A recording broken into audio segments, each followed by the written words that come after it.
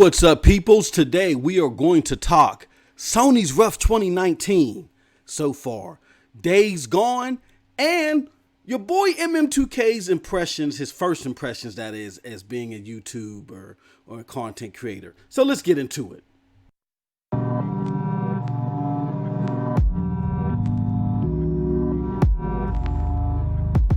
Flying high as a kite.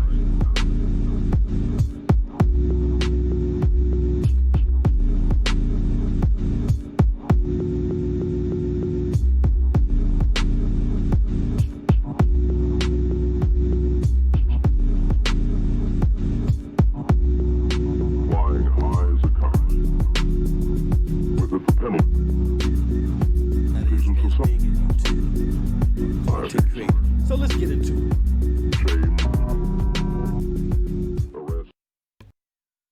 What's up, peoples? It's your boy MM2K back again with another one. Before I get into anything, I want to give a shout out to my first contributor, my first supporter, and my boy already in the chat before I was ready. My man Philosopher Doom. What's up, Doom? Big ups to everybody that is listening to you on YouTube, Mixer, Twitch, or if you're listening on your favorite audio podcast platform, which is iTunes, Stitcher, you know what I'm saying? And last but not least, Radio Public. You know what I mean? If you're listening later after the fact, check us out there. Really check us out on Radio Public, because if you listen to us on Radio Public, you can help us financially and it don't cost you nothing, straight up. But check us out anywhere, don't matter, to your boy. Big ups to everybody in the chat, you know what I'm saying? I'm gonna let it fill up real quick. Big ups to Snow Bunny. What's up, Snow Bunny? Newest panel member to Scram Punks. Man, she lit it on fire, man. She lit it on fire. Your boy had the book of truth, and I just clutched it to my chest because I let Snow Bunny run with it, man. She was killing it on Scram Punks. So big ups to Snow Bunny. Hello. Welcome to everybody this Sunday afternoon now, man. Let me spit something to y'all real quick as I'm tweeting this out to everybody or broadcasting it to everybody on Facebook. And I appreciate it if y'all would do the same, right? I'm having a little bit of problems. I'm just having a little bit of problems. Here's the problems that I'm having. There's two programs I don't like, and this was the cause of my technical difficulties today. YouTube, I'm sorry. YouTube got enough problems, but I can't blame this one on YouTube. Microsoft and Streamlabs, OBS. Microsoft has been horrible, I swear, ever since Terry Myerson left. This is crazy.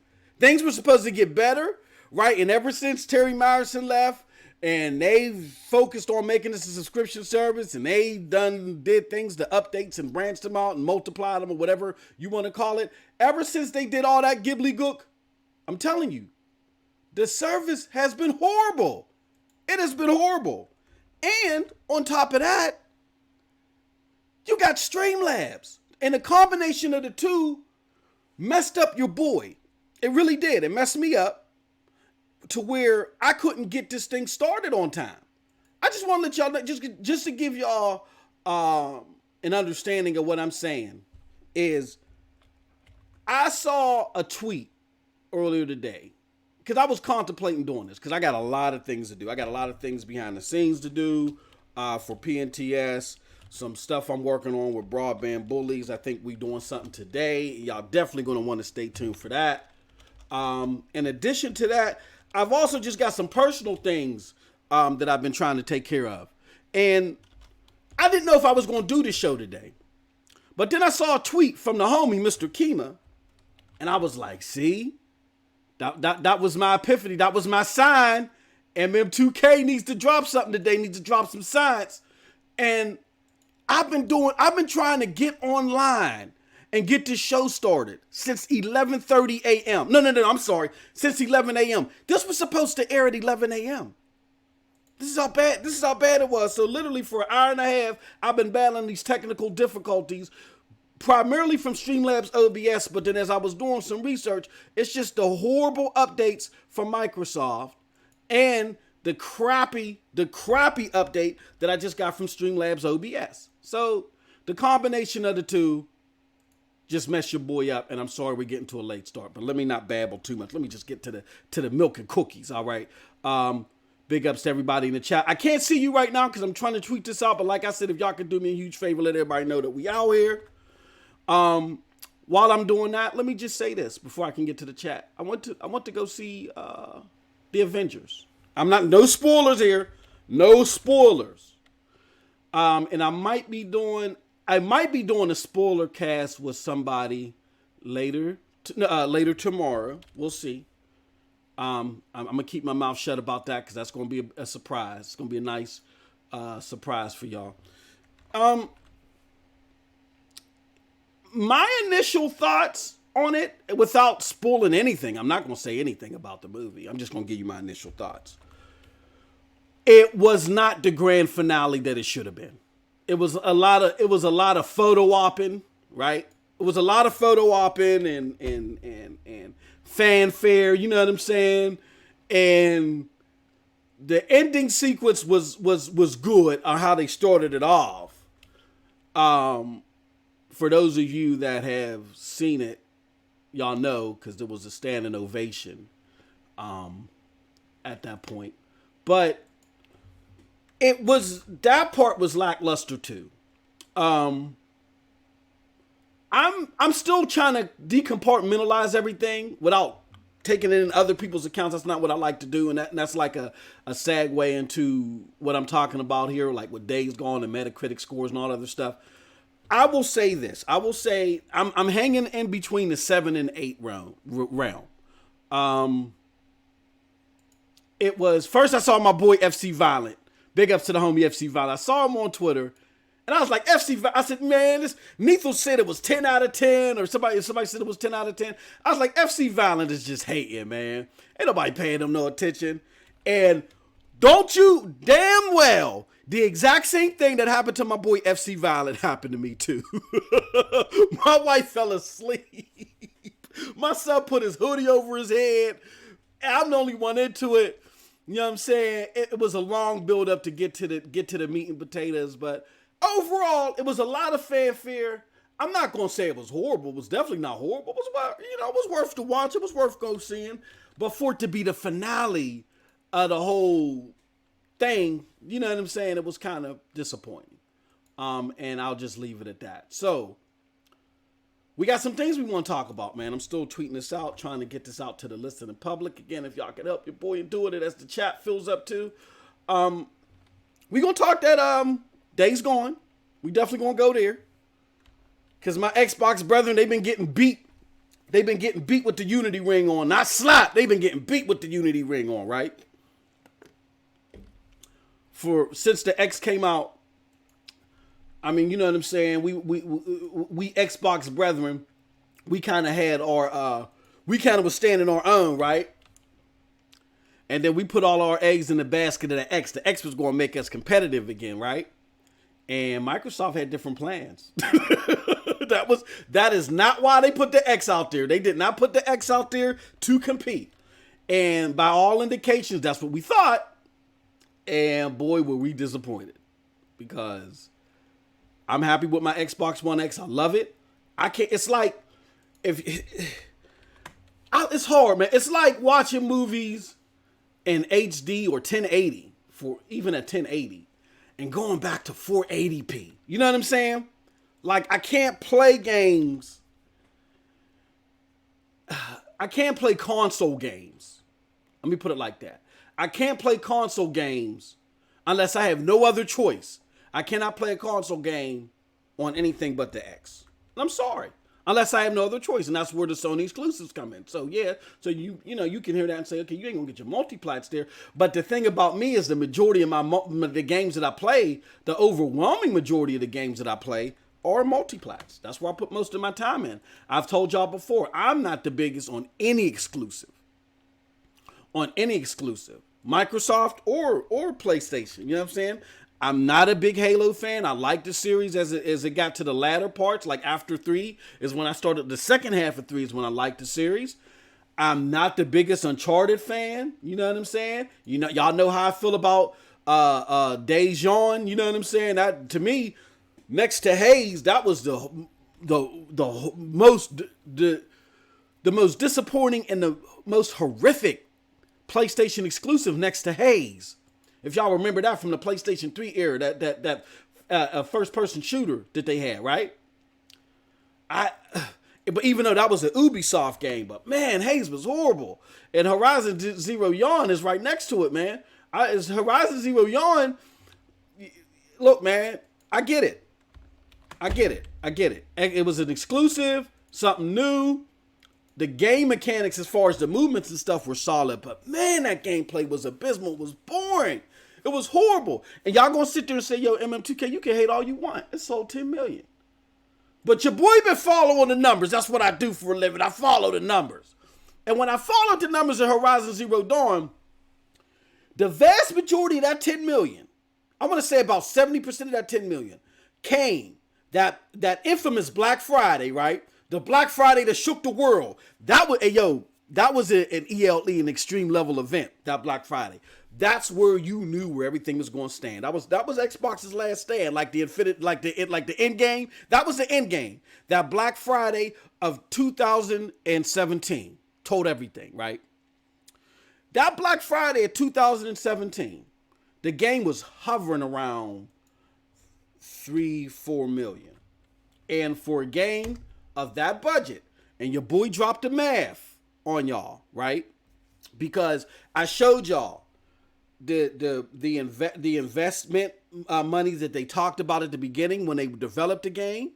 I showed y'all how people were misconstruing the words that they said in their interview, which is I forget the company already. The company that made Horizon Zero Dawn. How people took that the 42 million that they said was involved in developing the game. They took it as that's how much it cost, when in actuality they said it cost at least 42 million to develop the game. And then I showed y'all the marketing where Sony had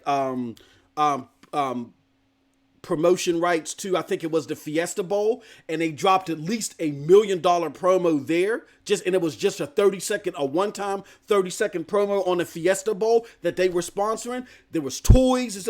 Sony poured a lot of money into this game to where that original 3.5 million or that 4 million did not break a profit. Now, again, Sony don't release first-party games to break a profit. Yoshida told you himself that when they do their first-party games, they only expect 3 out of every 10 to break a profit. That their first-party games are a form of marketing. Like when you get a cell phone, when you get the S10 and all of this stuff, and it can do this and it can snap a bird taking a shit in the sky 50 times before the poop hits the ground and goes splat. You know what I'm saying? All that stuff is Sony's way of showing off their hardware. Kind of like when you go back to these smartphones like the S10, 99.9% of the features on the S10, you're not going to be able to do anything with. So you guys are, what are these phones, like $1,000 now? You guys are literally wasting $900 because it's only $100 worth of the capabilities in the processor that's really worth anything. All these other features and applications that you're paying for, you're not going to use. But it's the sheer fact of knowing that you have all that. You have those features. You have access to that stuff. It's the sheer fact that you know that made the system attractive. And that's Sony's approach. And it's been a successful approach. Well, that part of it has been a successful approach to them. We'll take a hit on our first party games. But because they're rated so high, we know what to make to get the spotlight on us because it's rated so high. And because they get a lot of fanfare from the hardcore, whether you want to play these games or not, it's going to draw you to our system. Casual, right? Because that's what casuals do. Casuals love to know that their thing is filled with features. And when it comes to video games, the biggest features are what? The games themselves. Okay? Now, the features like online play and all that other stuff used to be more prevalent back in the day, like last generation. But Sony has closed the gap on that performance so much that Xbox can't toot its on live like it can to the casual anymore. It can't toot its applications like it could to the casual anymore. It's not as effective. So therefore, the premier feature this generation are the games themselves. So Sony is willing to take a hit on its games. So back to my original point. So therefore, even though Horizon Zero Dawn, to me, wasn't the greatest game, and it really didn't break out of the red until that Black Friday of 2017, eventually it did it, right? Eventually it did it, and it's become a success, and it will definitely get a sequel. You know, Sony will make sequels for games that don't do well, you know. But it definitely will get a sequel right now. So now that I've tweeted everything out, let me get to the chat. Hey, yo. Graphic God, hey. What's up, homie?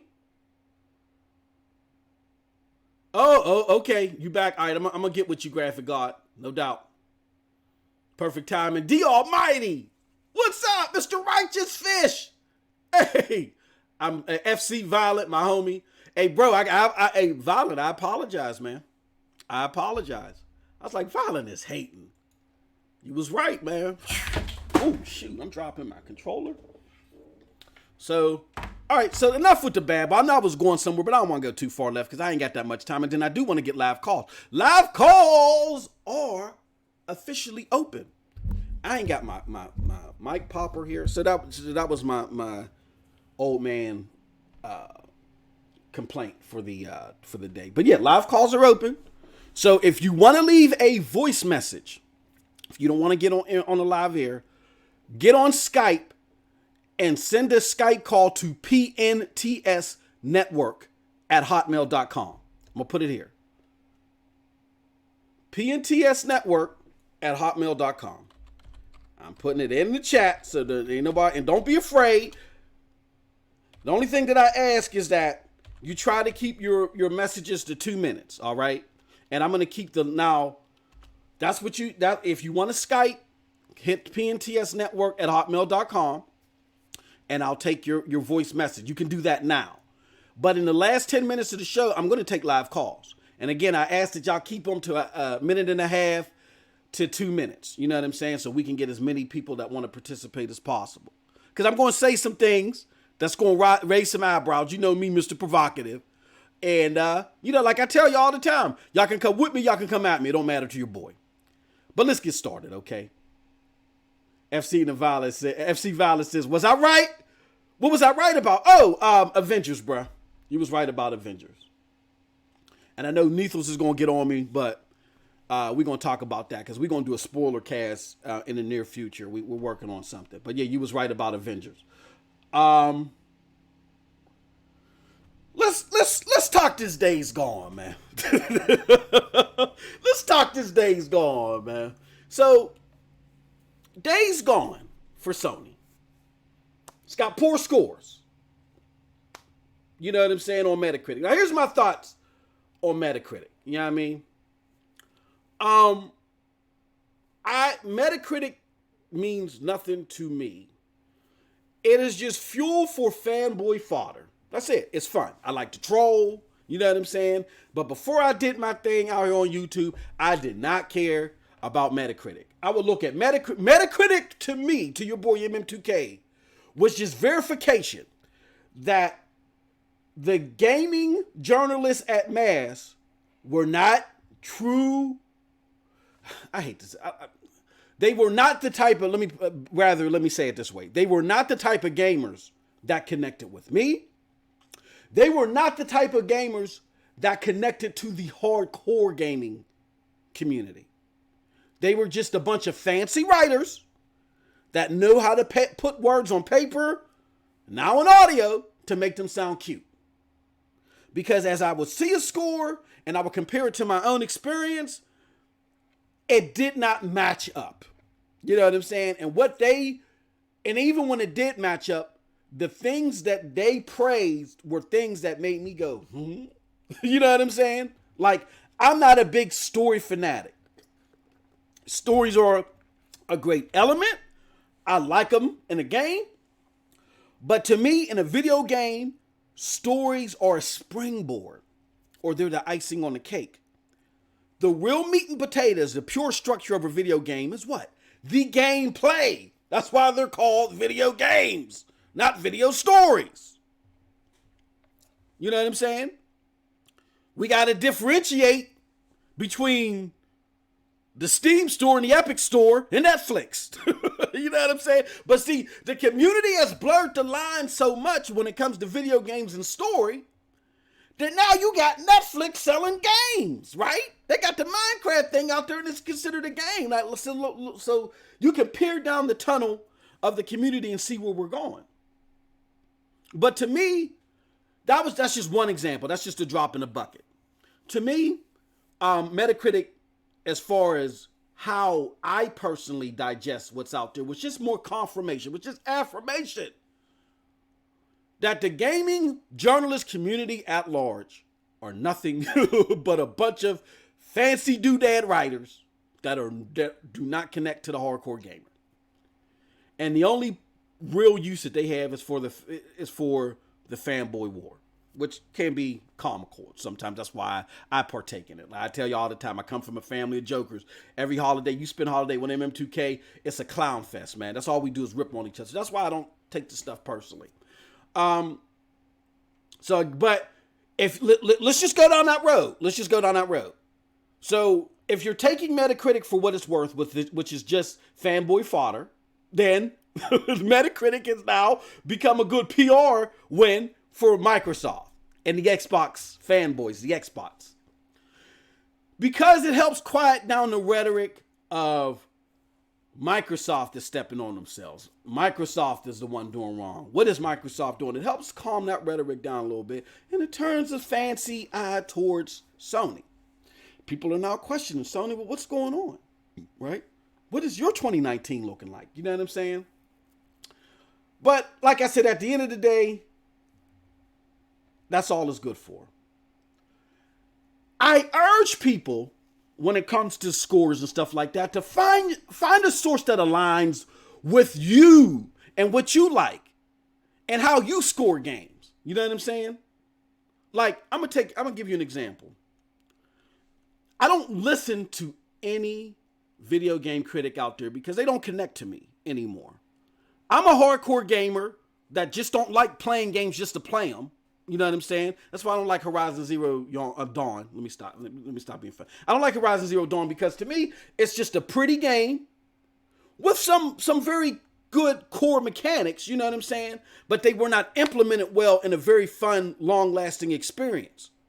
And I'm looking for unique factors. You know what I'm saying? Like, for instance, BioShock. BioShock took the first-person experience and added a level of uniqueness to it that changed gaming forever. It created its own genre with the action RPG, they started to call it, or the FPS RPG, they started to call it. You know what I mean? Just that single game. Okay? In addition to that, you had Mass Effect. Now, regardless of what you feel about the ending of 3, you got to admit, Mass Effect as a series changed gaming. It's the very first game that truly connected everything that you did in the whole entire series, and it catered your experience to what you did. The things that you did in Mass Effect 1 carried over into Save the 2 and had a dramatic effect in what happened to you in 3. And to me, that was prolific, right? Prolific. Was never done before at that scale and still ain't being done right now. So those are the type of things that I was looking for in this generation. And I'm going to be honest with you. The only thing that really there's a difference between good and revolutionizing. And when I say this, don't take it as me not saying there were no good games this generation. But the only revolutionary game this generation that kind of gave you something very unique and something different that you didn't experience before. Not that it was just good or very good. There's a difference between something, and again, something being very good that you've experienced, but it was polished in a way and done in a way that was very good, opposed to something revolutionary. The only revolutionary experience I've had is Witcher 3. Here's why.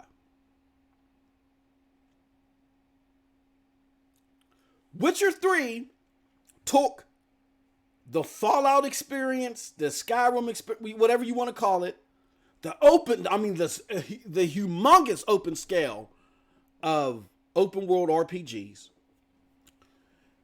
polished it in a way, as far as the bugs and everything, polished it in a way, it made the gameplay enthralling in a way that was never seen. So you took a fusion of massive open world, polish, and action elements and put them together in a way that we've never seen before. And that was super fantastic. Now, I know a lot of you listening to me are going to say, MM2K, what about God of War? Y'all saw my God of War streams. If you haven't, look at my God of War playlist where I play it pretty much from beginning to, well, I've played it from beginning to end, but I've recorded me playing it from beginning to end. I very much liked the game. You know what I'm saying? As a picky hardcore gaming enthusiast, I very much like God of War, but there was nothing in God of War that revolutionized gaming. I think what God of War did is showed that a PlayStation first-party exclusive can take the story, polish, and gameplay and fuse it together when given enough time, and fuse it together and give you something enthralling. But the actual gameplay itself, I don't think was revolutionary. I think it was very, very good. Very good. I love God of War, and I can't wait for the second one. And this is coming from somebody that don't give two rabbit dumps about PlayStation first-party exclusives. I don't. But putting PlayStation aside, because PlayStation doesn't always have to be the epitome of everything. I'm just talking about gaming and game journalists in general. We haven't seen that revolutionary gameplay throughout this generation. So I can't relate to these people that are giving all these games 10s and all that other stuff. I can't relate to them. The only gaming outfit that I could relate to was called GMR. If you're old enough to remember EB Games before it was absorbed by GameStop, you will remember GMR Magazine. That was their version of Game Informer. And I noticed, and GMR, they were the gods of game reviews because they were very critical. They were tough. You know what I'm saying? They held everything to high standards, and they always looked for innovation. And actually, GMR Magazine made me want to get into this. True story.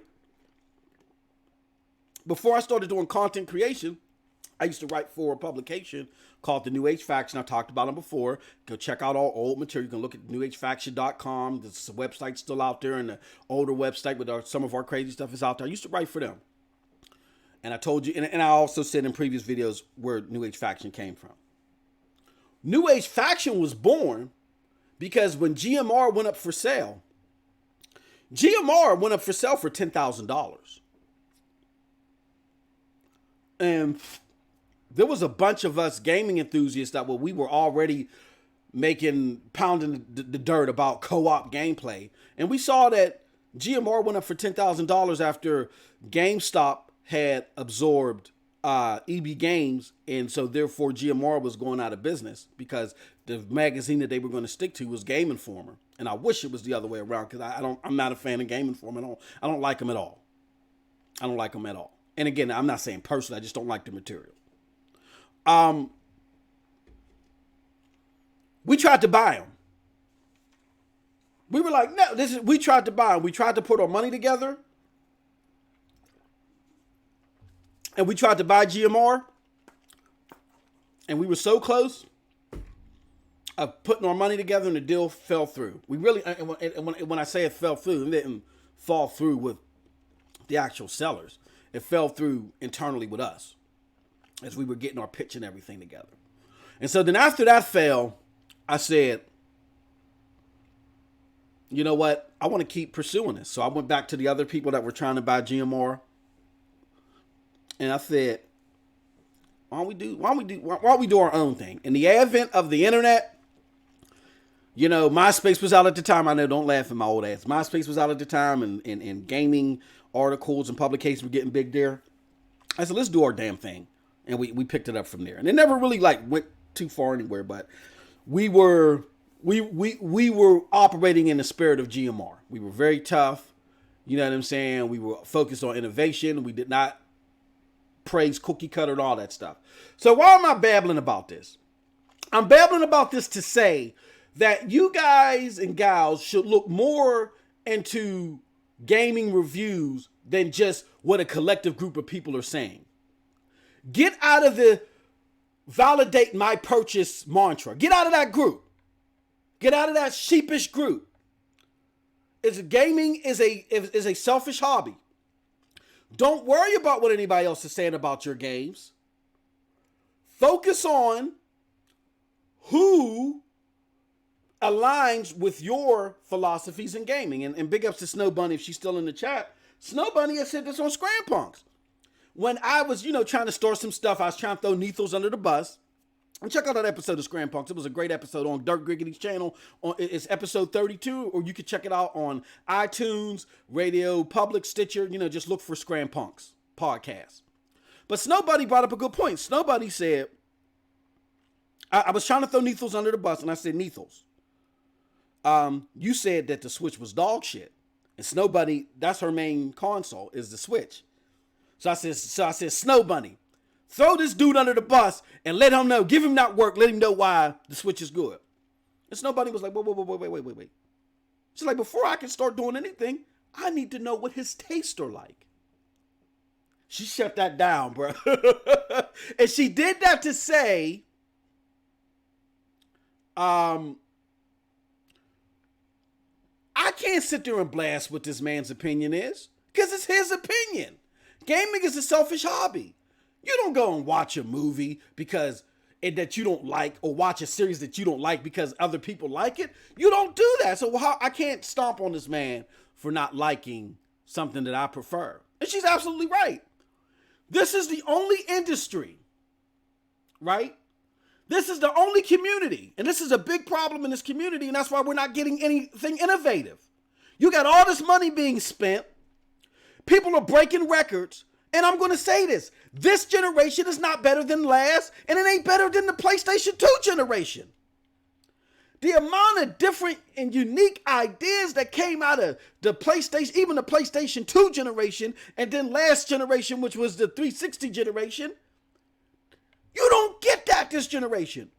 What new IP for the hardcore gamer came out that was as innovative as that? I mean, you could probably argue Apex.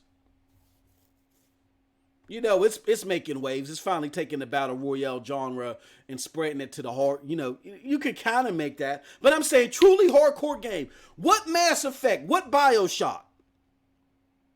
You know what I'm saying? What Halo? What Siphon Filter? What Uncharted? Right? What Last of Us has come out this generation? All this has been success off of previous IPs. You have not had a new IP that really spread to the masses like wildfire. And again, don't bring up Horizon Zero Dawn. Horizon Zero Dawn was flat until that Black Friday when it was on sale for $20. That's why you didn't hear Sony say nothing about it until the first quarter of 2018.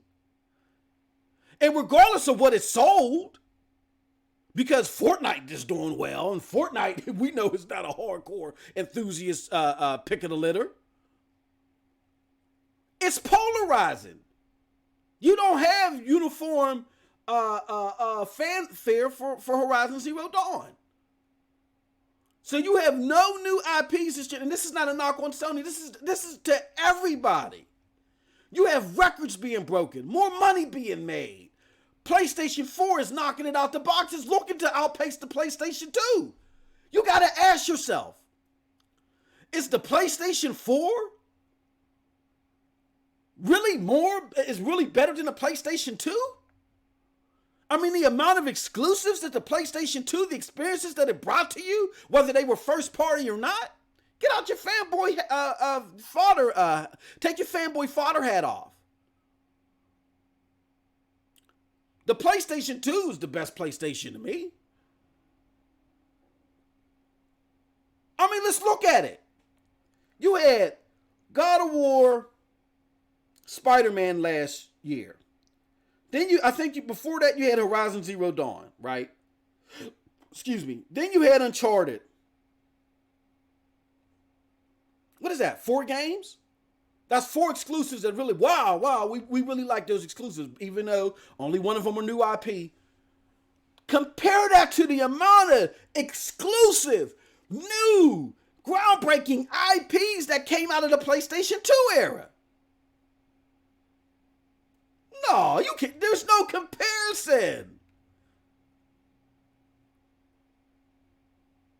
No comparison. But there's more money being made. Why? Because there's a sheep. There's a sheep mentality. This is trash. You gonna pick that up? That's trash. That's trash. Y'all sound like some rapper from the 80s. Y'all still sound like the Sugar Hill Gang. This is trash. Trash in the bash and the slash the bash. Facts, Mr. Righteous Fishes, that's all subjective. But we don't appreciate each other's subjectivity. At the end of the day, Days Gone got a 72. A 72 is not horrible. Now, to some it might be dog crap, to others it might be a fantastic. Who cares? And with that said, Crackdown. My arguments on Crackdown is, Crackdown can exist. I just want it to exist simultaneously with the games that brought me to the system. That's my argument. Not that a Crackdown should have never been made or released. People are enjoying Crackdown. Now, there's a lot of people that are primarily PlayStation people that say that I love Crackdown. But that's been my argument. I'm not that a Crackdown shouldn't exist. So my point is, people, stop, get out of the cookie cutter herd. The internet, again, this is my old man shaking my fist at the window. The internet has created this mentality of validate my purchase. You gotta like what's at the top, nothing else. You gotta like what's at the top or nothing else. Because if you do, we're gonna clown you. We're gonna make you feel insecure and sensitive about having diversity of thought. And I'm gonna tell you this, games like BioShock and Mass Effect wouldn't exist under that mind state. Because they took elements of games that were not number 1, that were number 2, 3, 4, 5, maybe 20 and 30, and fused them together well to make a number 1 game. So under you all's theory that have the cookie cutter mentality, if you would have ignored those games, you would have never got the game that you cherish now. The games, that you cherish now. You wouldn't have gotten Uncharted. Do you understand? When those games are derived off of elements that were not number 1. That flew under the radar. That the developer said, ooh, if you took that from this game, and took that from this game, and took this from System Shock, and took this from this and that, and fused it together, oh, that would be a hell of a fun experience. Let's do it.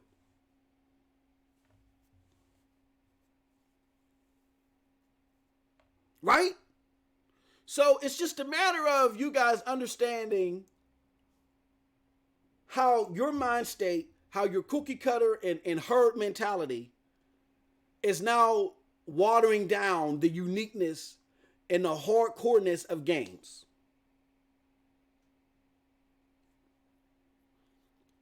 Because in actuality, Sony Bend hasn't made a console game in a while. I love Siphon Filter.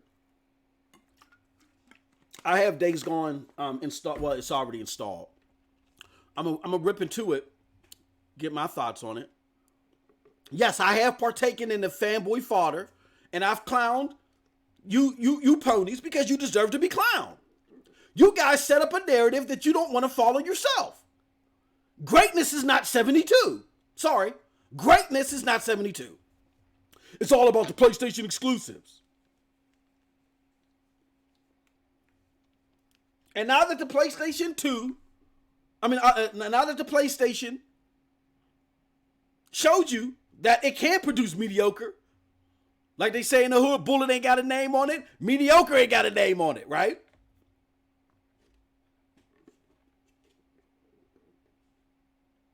So my point being is I don't care about Metacritic. It don't matter to me personally. I don't associate, and neither should you, whether it's the herd or not. We got to get out of the herd mentality.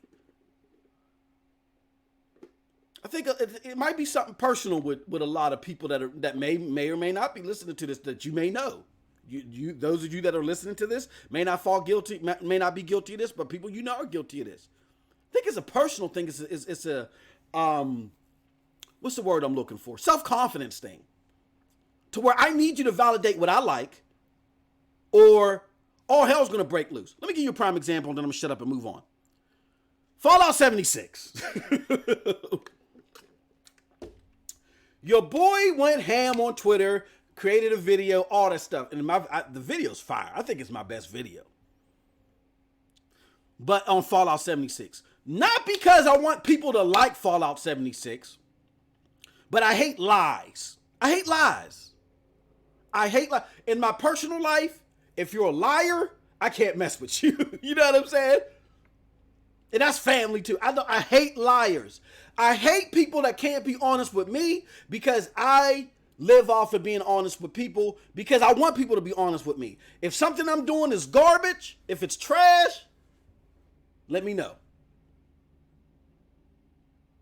So I hate liars. So when I hear lies, I react to them. That's why I do what I do on Twitter. I see a lie, an intentional lie or mistruth, unless I know that you're playing around. If you're intentionally trying to damage a reputation of something for your own personal gain and it's a lie or a mistruth, I'm on it. So that was my Fallout 76 thing, was all about the lies and the mistruths. I say at the end of the video, do I think it's perfect? No. I don't think it's perfect. My honest opinion, I think Fallout 76 right now was like mid to high 70s, like a 7. I would rank it like a 75, maybe to a 78. This new download, even though my gear set isn't high yet. My level isn't high enough yet for me to partake and enjoy everything. I like a lot of the tweaks and stuff. So there we go. But the fact that people were trying to make it seem like it was the worst Fallout game ever, I give Fallout 4 around the same rating. I give Fallout 4 like a 79. I didn't like the fact that it was just Fallout 3 with Minecraft elements, and and a lot of things didn't jive in Fallout 4 for me. On a good day, I might give Fallout 4 an 80. I was not impressed with Fallout 4. Since Fallout 76, I do rank a little bit lower than Fallout 4. But my point in all that, again, was to combat the lies. I'm not trying to force y'all to like something that y'all don't like. Like my homie Vaughn Lamont. Vaughn Lamont played Fallout 76, debated. He's like, man, this is trash. This was not what I was looking for. And I said to him in the Discord, yo, I get it. That's it. That was the end of our discussion. That was it. It's not his cup of tea. Tell him it was trash, and that's fine. But he didn't go out there and say, well, this happened to me and that happened and all that. There's nothing to do. He didn't make up mistruths to solidify his point, to be part of the validate my purchase or validate what I like herd. He did not do that. So I think the biggest lesson or two things from this whole Days Gone thing. Number one,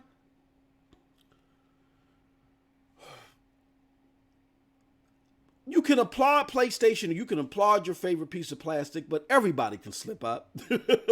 Nobody is for the gamers.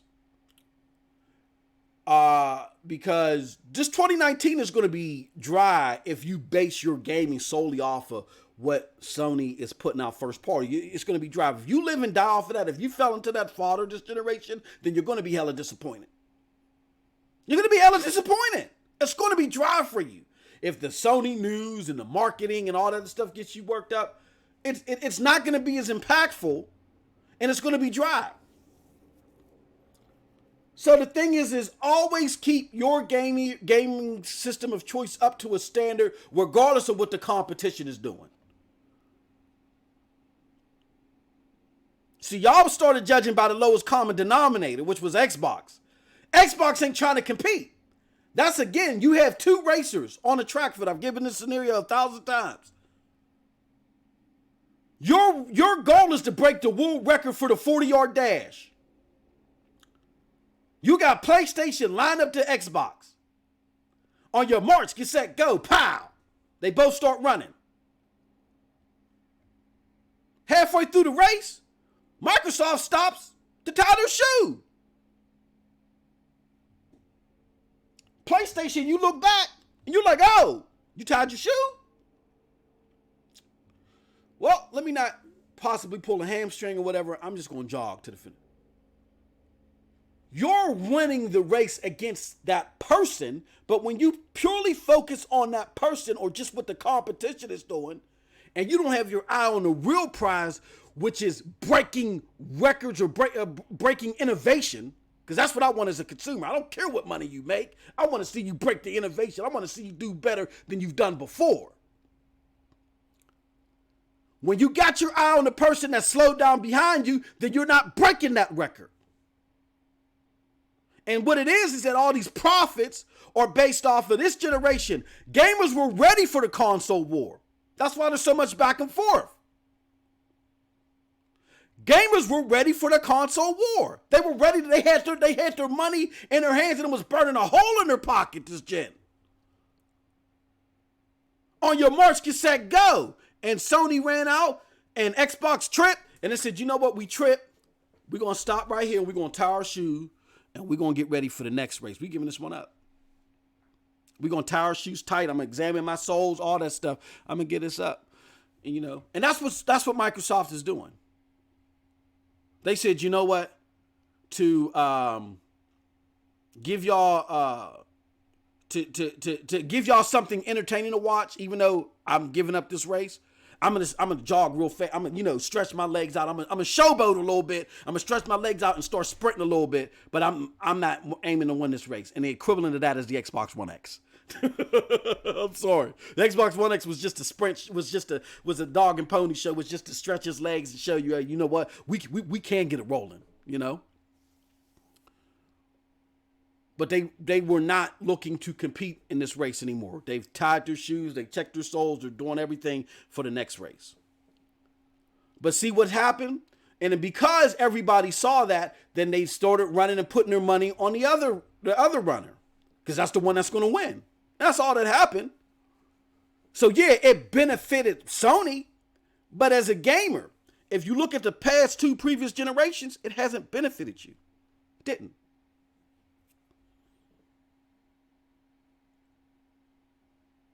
Tip Diamond said halfway through the race, they wrote Microsoft a check. And you know what Microsoft did with that check? They walked off the field and said, yo, them shoes that you got, let me get them. while PlayStation is still running down the track. You know what I'm saying? So Mr. Righteous Fish said, Xbox said they gonna try a different sport javelin or something like that. They said, you know what? This is a marathon, not a race. That's what Microsoft did. So I get your point, Tip. They took that check. They said, oh, yo, you got them shoes over there? I'll try tying these. This ain't working. Give me those. There goes the check. And they geared up for the next race. And really, they're looking at Sony and they're like, this was a stupid race anyway. Even though millions and millions and tens of millions of people came, hundreds possibly, came to watch this race.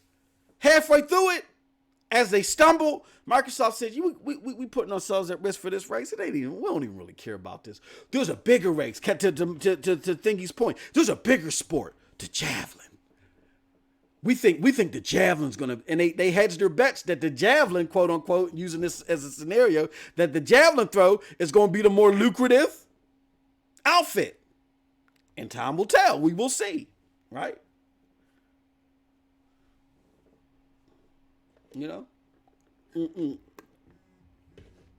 So, again, Metacritic is good for fanboy fodder.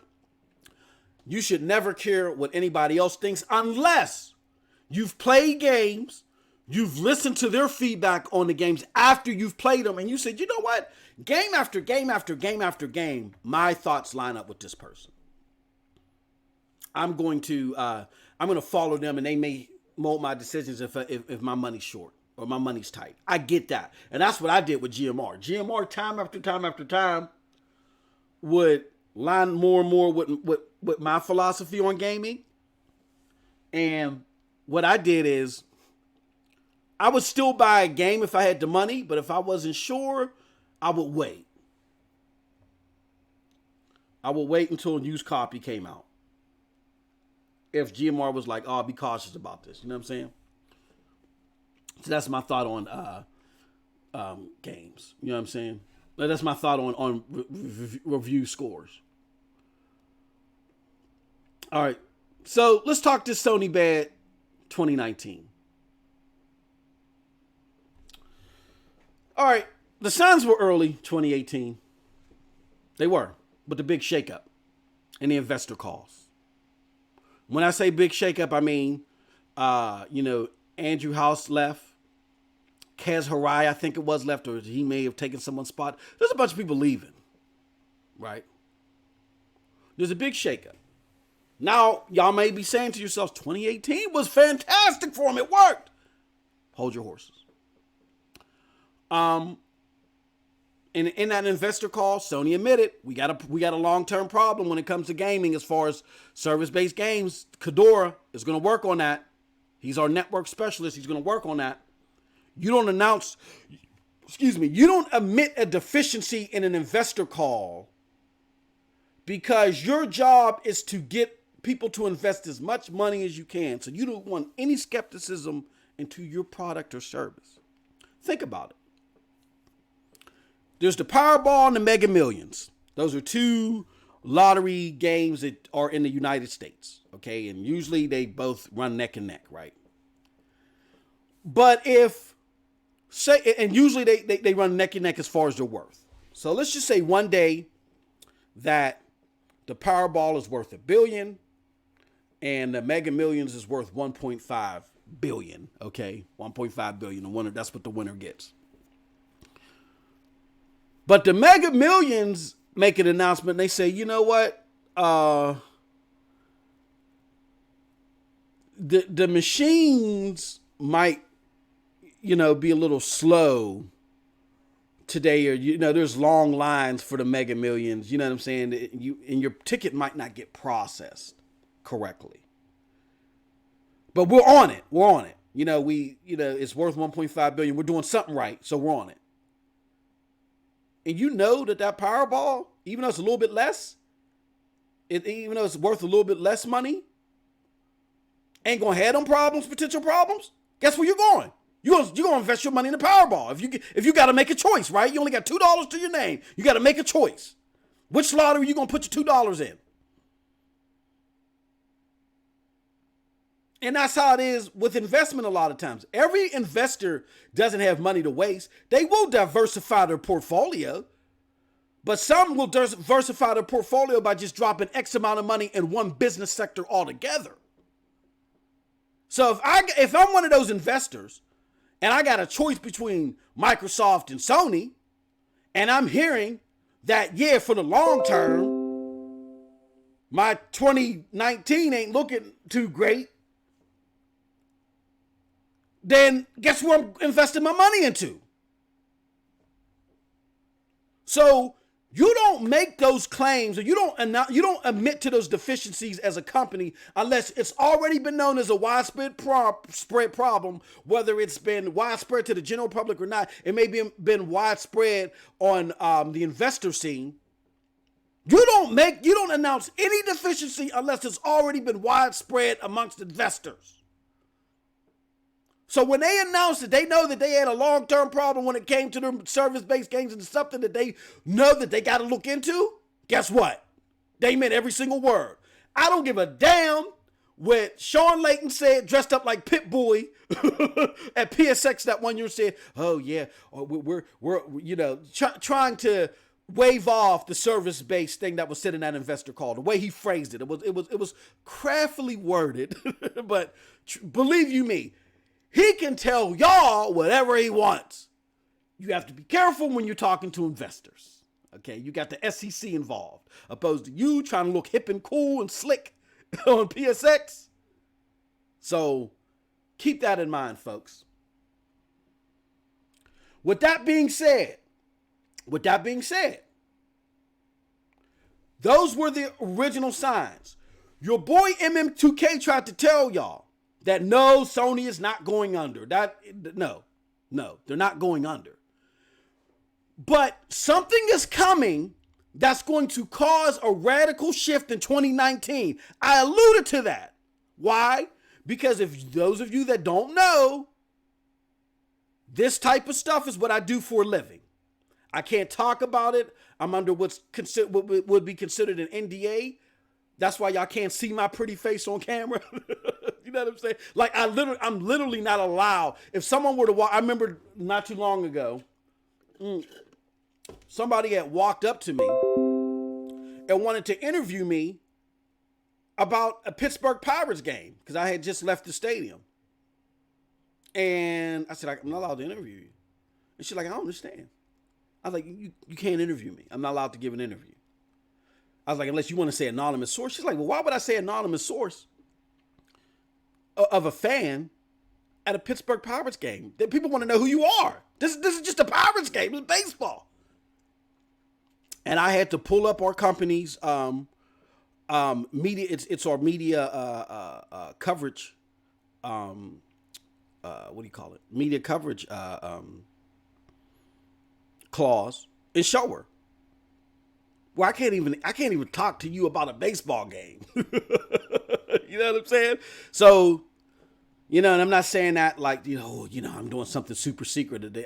Trust me, I ain't get paid like it's super secret, but it's just the nature of the business that I'm in, because we're dealing with a lot of sensitive and confidential data. I do deal with a lot of high profile names and companies.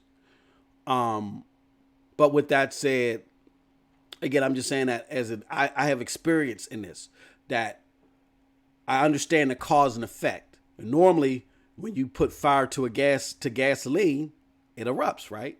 So the equivalence to that was Sony making all these comments and these moves in 2018. They did all this because they predicted a kind of rough 2019. You know what I'm saying? And to follow that up, you had cancellation of shows, no PSX, no E3. Then you had murmurs that the 2019 lineup might be sparse. And then you had a murmur of that. But then you had the fanboys coming out there, no, Death Stranding, Last of Us 2, no, I can't wait to play these, blah, blah, blah, blah, blah, blah, blah. And again, it's not etched in stone, we don't know. But the majority of the evidence shows that this stuff ain't coming out in 2019. Last of Us, maybe. It's possible Last of Us. But Sony is not, especially after Days Gone, Sony is not going to risk rushing this game, Last of Us 2, before it is finished, to have another Days Gone effect. There was another zombie-esque type game that did not hit the mark as people expected it to. So no, they're not going to, and Sony doesn't operate like that. Sony is not going to pull the trigger until Naughty Dog is fine with the end product and they're comfortable with the game being done. With that being said, you may not get Last of Us this year. All right. Then you had continued investor calls yielding. Oh, what people were speculating in 2018 really is true. 2019 is a bad investment year for Sony. Don't invest in them. What? Then you had that, and then Sony does this marketing thing and tries to keep the confidence of the consumer, and they're successful at that. But then you had Days Gone drop. And that's where greatness took a hit. You know what I'm saying? So what does all that mean? Because again, this is not the Titanic. The ship is not sinking. Okay, I'm not saying that.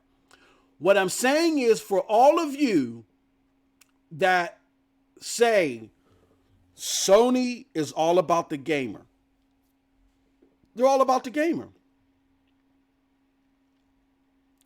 I want to just reiterate to you to be very careful before you fall in that pit.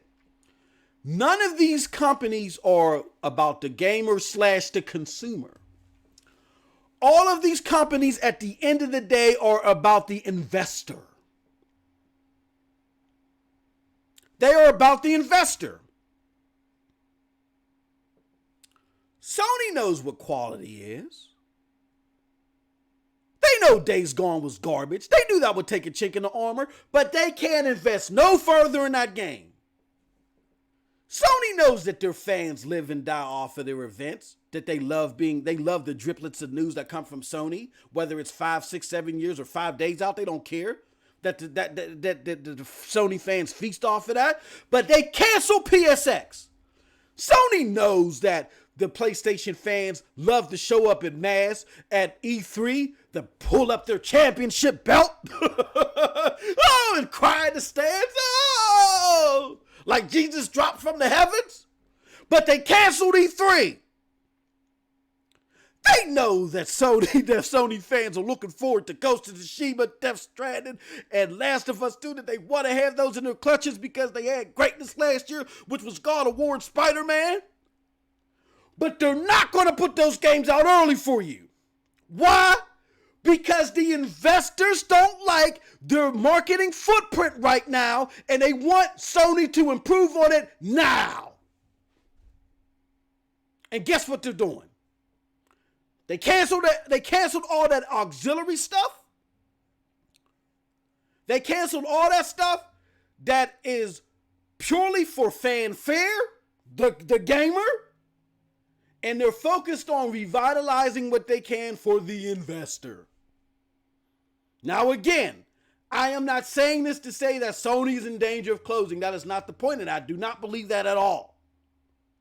But I just want this to be a sign to all of you out there that live and die off of Sony thinking that they are for you, the gamer. That's their numero uno. Operatus Mirandi. Even though they already showed you last generation that they weren't dropping that $600 system, that everything that they're doing right now that is pro-gamer is in the benefit of the investor. They realize that they have turned the stomachs of a lot of people last generation. They worked at the end of that generation to turn it back, and they just pulled the lever at the beginning of this generation, right? And they were more pro-consumer than Xbox. That wasn't by choice. That was by force, because you forced them to do it. Now that there are 100 million consoles to 40 million possibly ahead, all that fanfare is gone until they're forced to do it again. And they won't be forced to do it again until they unveil the system next generation. So my message to you, the Sony fanboy, is just as much as you tell the Xbox fanboy to demand better, to ask for better. Why you do over a system that most of y'all don't even play, because we understand the reality of things. Most Xbox consumers have a PlayStation, but it doesn't work in reverse that way. Hence the piss poor multi-plat sales on the Xbox. And when I say piss poor, I don't mean in totality. I mean game. If you compare game by game, your top AAA games that are multi-plat are selling 3-to-1 on the PlayStation. They are. That's because a lot of Xbox people are double dipping. They're getting the game on Xbox, but they have a PlayStation 2, and maybe most of their friends are on PlayStation now. They prefer the Xbox ecosystem, so when they really want to play, they may play on Xbox, but when they want to play with their friends, they buy another copy. You have more of that happening in that fashion than in the reverse. So because you have more of that happening in that fashion than in the reverse, you have a lot of people that are talking about the Xbox brand when they don't have the Xbox console, opposed to vice versa. So while you're sitting there demanding and just calling it a travesty that Xbox people ain't demanding better, look at your 2019. They've yanked all of your fan favorite stuff, Sony did, because their investors want them to. Or to appease their investors, because the investors didn't say cancel all this stuff. This was their answer to the investors sitting there making all this ruckus about whether Sony is going to have a lucrative 2019. Not whether Sony is lucrative anymore. Everybody admits that 2020 is going to be fantastic. But because Sony is worried about this year alone, they said, the hell with y'all. Y'all going to take Days Gone. Y'all going to take no E3. Y'all going to take no PSX, and y'all just going to live with it. So at the end of the day, in all my gamer rage, I just want y'all to understand to stop putting your praise, your hopes, your desires, your wishes into these gamer companies and to any company, whether you like them, you prefer them or not. You can praise what they've done if you like them, but you always hold their feet to the fire. Because I'm going to tell you, as someone that is heavily embedded in the Fortune 500 world, a Fortune 500 company, their number one priority is not the consumer. The consumer is just the catalyst to the investor. Look, we can make a whole bunch of money. We know we're going to make more money if you invest in us. But look, we have a decent vehicle to make a whole bunch of money to where we can help your dollar grow 12% per year. Come invest with us. That's all they're about. It's just different companies have different gimmicks in order to do that.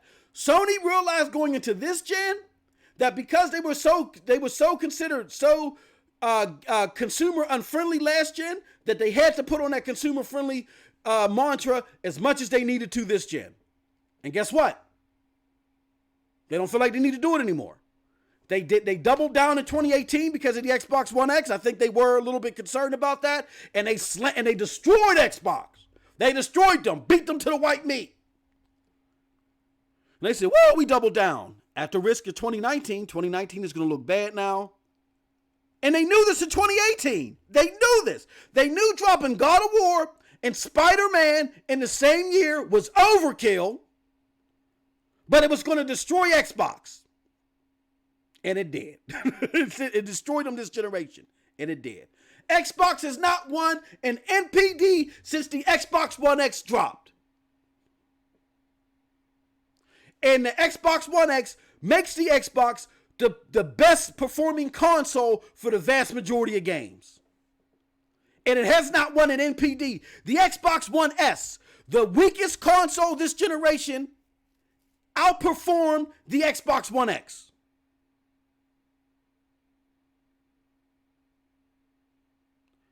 You get a better experience out of the X for the vast majority of the games that are being played, but it got outperformed by its weakest console. Xbox has not won an NPD, large part due to the kill shot efforts by Sony. Now, with that being said, could Sony have released God of War in fall of 2018, released Spider-Man early 2019, pushed back Days Gone to the summer, and had a better profitable year over year to where they could continue to do the PSXs, the E3s, and all that other stuff and still give you the fanfare? Yeah. But they said, no. We want to kill it for our investors, and that's what they did. Period. Now let me get to the chat because I'm about to take these calls. And again, before I get to this chat, if you want to talk, if you have a message, anything, call via Skype, PNTS Network at hotmail.com. You can leave a voice message right now before I take these live calls, or you can wait till I take live calls and you can reach us at Skype there. But let me see what we got going on here. Oh, man. Let me see here. Do I have any? I don't have any messages right now. Let me take a look. No messages right now. But again, if you're interested, leave a message. PNTSnetwork at hotmail.com. Don't be scared. I don't bite. Leave a message, please. Keep it to 2 minutes. But let me get to the chat. Paul G. Because I saw Paul G was coming at your boy. I visited. He said, how's 2019 rough? 2019 is rough for those that swear up and down that the PlayStation first party exclusive is life. You guys got Days Gone, Dream, which is a developer, which is a development toolkit that is just that that most of you guys aren't going to play. Which is still in early access. It's a development toolkit, and you got MLB, which is a niche baseball game.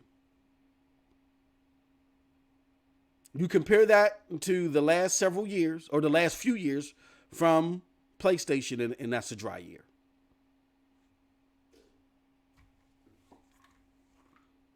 Now that's a dry year again. To the people that live and die off the the PlayStation exclusive, and this is greatness. This is greatness. But if you just live off the regular gamer mantra, it is what it is, because guess what? There's multiplats out here.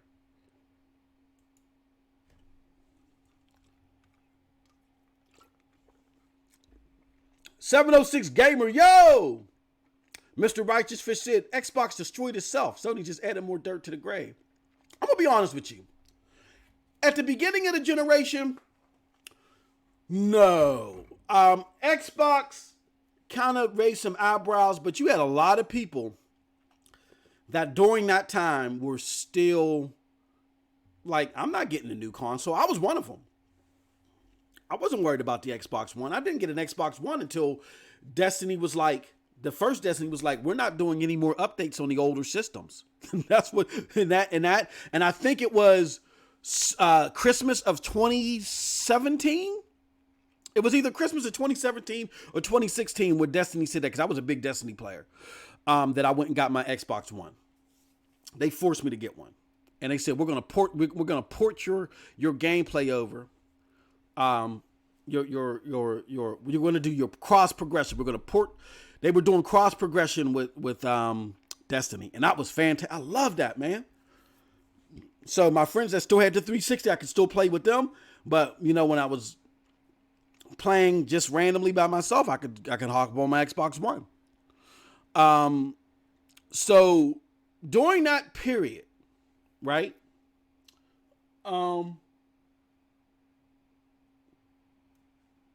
During that period, and I'm going to do this. During that period, a lot of people were still clung to the 360. The problems that Xbox One did as far as the camera and all this, they fixed it by then. They fixed it by the time the masses started to convert over to this generation. The camera was gone, or the camera wasn't a necessity. The system was the same price as the PlayStation 4. They had exclusive and PlayStation didn't. There was all this talk about indie games, but who cared about indie games? Casuals don't care about indie games. So what was the difference maker? 1080p makes you a better gamer. Or 1080-60 makes you a better gamer. And when you had Kojima, the face at the time of innovative gaming, come out and say that, it was the kill shot. It was definitely the kill shot. All right. Let me get one more comment. It says, your Jira Hanma says, it's funny. Only Xbox dudes are panicking about Days Gone. Bruh, you must not be on Twitter. You must not be on Twitter. Woo! And we had some of my PlayStation brethren. I love them. They were comparing Days Gone to Red Dead Redemption 2. Please let this be the game that Red Dead Redemption 2 isn't. And them themselves, they were disappointed. Now they into the fairy too, so that's not true. That's not true. Now to your point, and I'm sorry if I but your Yajiro, and big ups to Yajiro. He's a supporter who always pops in the chat. Big ups to Yajiro. To your point, Yajiro, regardless of what the masses are saying, if you like it, you like it. I haven't played it yet. I might play this and like it and be like, man, screw what everybody else is saying. You know what I'm saying? But I'm just saying, with all the fanboy, y'all can't, hey, look, y'all can't do that fanboy fodder. You're going to live or die by the fanboy fodder. You can't do the fanboy fodder when it suits you against Crackdown, but then don't want to live by it when it comes to Days Gone. When y'all talking all that greatness. This is a PlayStation first party studio. You can't do it. You can't have your cake and eat it too. It's not going to work. It's not going to work. All right, let me get to this last part, and then I'm going to get to these calls. So, one thing that I want to talk about is YouTube, my experience as a YouTuber. I've had my ups and downs here. A lot of my downs, you guys don't know nothing about. And for sake of the little bit of professionalism that I have, I'm not going to get into full detail. But maybe it's because of my role that I do. Like I have like a mentoring role within the company that I work with, that mentoring is my thing. And I get it. Y'all listening to this and you're like, MM2K, I'm looking at your subscriber count. There's 3.5 people that subscribe to your channel. You got 52 Twitter followers. Like, stop it. None of that. And that is true. That is true. I do run a dog shit channel here. But I think it's important as a community, as a gaming community, because I love all of y'all, man. Straight up. I do. I appreciate doing this. I love doing this. I love the back and forth. You know what I'm saying? I don't take none of this personal. I actually enjoy it. I love the diversity of thought. I think it's very important to hear to hear me say something. Y'all give y'all opposing thoughts to it, and I respond, and y'all go back and forth. They can see the chat. That's why I got it embedded in the thing. I want everybody to see everything, because diversity of thought is what makes things grow. It's what makes things grow. So I'm not here on this soapbox because I just want y'all to take what I'm giving y'all, and I want y'all to take it and squeeze it, as we say in the hood, or take it and leave it. I do what I do because I want to show the diversity of thought. I know a lot of my opinions are not popular, but I like to stoke the flames with them to bring out the discussion piece of it. It's very important. It helps cultivate thought. It helps cultivate different things, different ideas, and it helps give a big spotlight to the entire community, so we don't have this cookie cutter mentality. That's all I'm trying to do here on YouTube. So with that being said, even though I'm not the biggest YouTuber out there, and I don't have quote unquote much success to share with y'all, you learn not only from success, but from failure. Right? And MM2K is not too big or braggadocious or ashamed to say I've had plenty of failure. Because you learn from what you do right and from what you do wrong. And I want to help people know what I did wrong so they don't do the same damn thing. But before I do that, hold on. Let me see. Somebody tried to reach out to me. Uh-oh. Sort by time, sort by in red. Says I got a chat, but it's not showing me the chat. Oh, man. Sort by time. What is going on? Says I have a chat. Chat. Start a conversation. What the hell is this? Skype is cutting up. Oh. Accept. That was weird. All right, my bad, y'all. Skype was sending me something. So the homie, well, what the hell? Okay, someone dropped a voicemail. Good. I'm gonna play it in a little bit. So here's how I'm gonna big ups to the Broadband Bullies. Paul G said, I like dog shit channels. Well, thank you very much. All right, so let me say this. My lane right now is not to blow up. I've been blessed to have a good job where I can take care of my family and all that other stuff. I do this for fun. However, I'm always business minded. Everything I do, I try to lay a foundation down for business. And then, like I said, I like to mentor. I like to show people things. Like, ooh, watch out for that. I stepped on that twig and it almost snapped my ankle. Watch out for that twig. That's just the type of person I am. I don't sit there and say, ooh, I got past the twig and just keep going about my business and wonder, oh, I wonder if it looks like they're about to step on it. I don't do that. So I have created, with others, I have created a system to where we can help up and coming YouTubers, any type of content creation that you want to do, give them a springboard. You know what I'm saying? PNTS Network. That's what it's about. So, and we got the new website coming. So if you're interested in joining, you want to be a contributor, all that stuff, just write to us at pntsnetwork@hotmail.com. You can leave us a voicemail or two. Give us your idea, whatever. We're springboard. We're like PBS. We don't run nothing. We just give you a springboard. We might notice some things, might chat, you know what I'm saying? Well, what about this, that, whatever. But that's something that I like to do. So that's my lane. Right now it's fun and foundation building. But along the way, like I said, I learned some things. So I'm going to share with y'all real quick the 3 things that I've learned, okay, doing this, that I think will help springboard a lot of people into, if you're interested in doing this, it will either help springboard you as you're trying to do this or give you pause and say, oh, well, if it's like that, then maybe I don't want to do it. Or thirdly, it might say, oh, it's only that. Those are my big hurdles. You know what I'm saying? Not your only, but my big hurdles. Okay, well, then this is something I can manage. All right. Thing number one is work with, but do not trust all YouTubers. You don't know these people. All right. So for the sake of my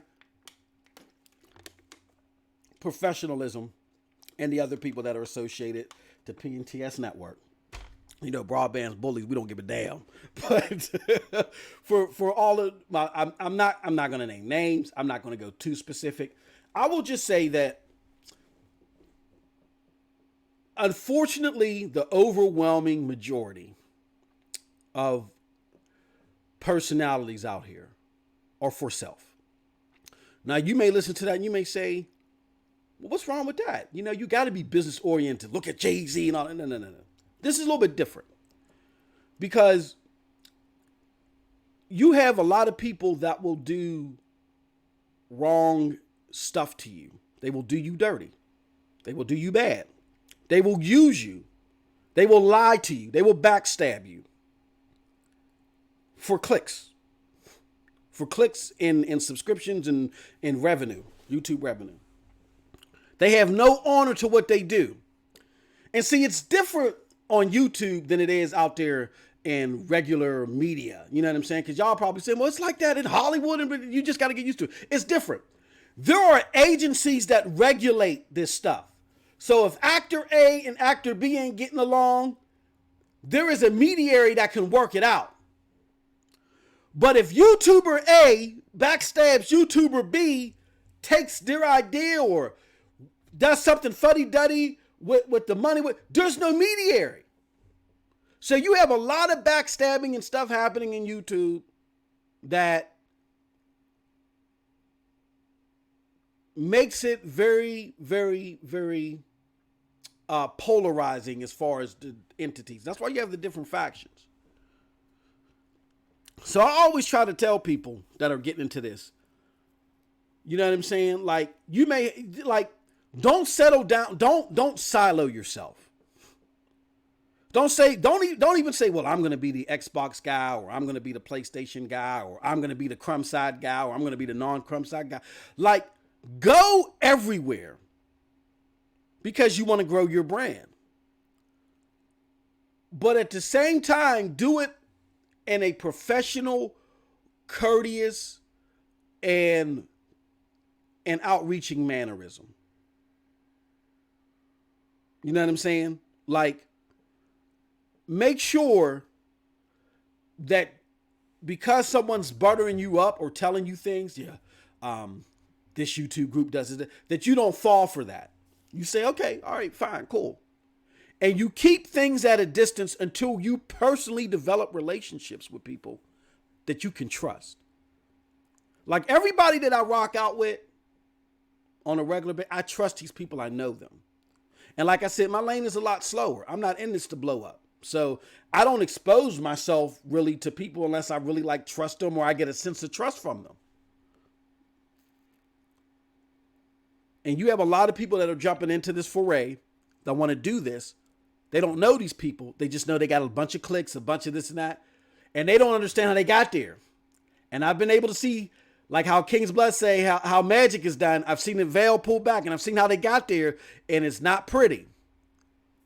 And I've been a victim of some of that stuff myself. You know what I'm saying? That's why I rock with the Broadband Bullies. Y'all can say what y'all want about us, that we this and that. But a lot of the things that we say we do are only a reaction to that griminess that's happened. And then PNTS Network, again, we're a springboard. We're just a toolkit for those that want to grow their YouTube career, their content creation career. And, we operate with people that we definitely, feel that not only may want to blow up or may want to, do something on entertainment, but they got a sense of, responsibility. You know what I mean? Like, okay, I'm trying to get here within my own brand, but at the same time, I'm going to show love to everybody within PNTS. You know what I'm saying? That you got to have that sense of balance. You want to grow, but then at the same time, you understand that it's not about you just looking at that twig and say, ooh, I almost stepped on that twig and broke my ankle. But I'm going to keep walking. You know what I'm saying? You keep walking. Hey, watch out for that twig. You know what I'm saying? Like a sense of community. That's what I'm saying. If you have a sense of community, along with you wanting to have growth, if you know how to have that balance, then I rocks with you. But if it's all about growth, I can't mess with you. Because I didn't understand that. I was warned about that. I didn't listen. And I got burnt. And that's okay. Because like I said earlier, you not only learn from your successes, but you learn from your mistakes. So this is my way of telling y'all, don't walk on that twig. Again, work with whoever you can work with, as much as people you can work with. But don't trust all these people. Don't start trusting people until you build a personal relationship with them. And people are going to try to fake personal relationships with you for their own greater good. So you keep your head on a swivel. Definitely. Because as a community, you need a break. You need to be associated, or you need that big break on the show or whatever. But just be careful, okay? And again, everybody that I rock with, I can't rock with you consistently. I can't rock with you at all, really. I can't rock with you by choice. And when I say by choice, if you happen to be on an outfit that I'm on, whatever. I'm not in control of that. But if I make the choice to show up on your show or partake or, rock with you, that's because I trust you. I know you on some good stuff. Peace out, Paul G. So that's lesson number 1. Lesson number 2. If you solely rely on others, they're going to do what people. If you solely rely on people to transform your product or to raise your product, those people will do what they were born to do.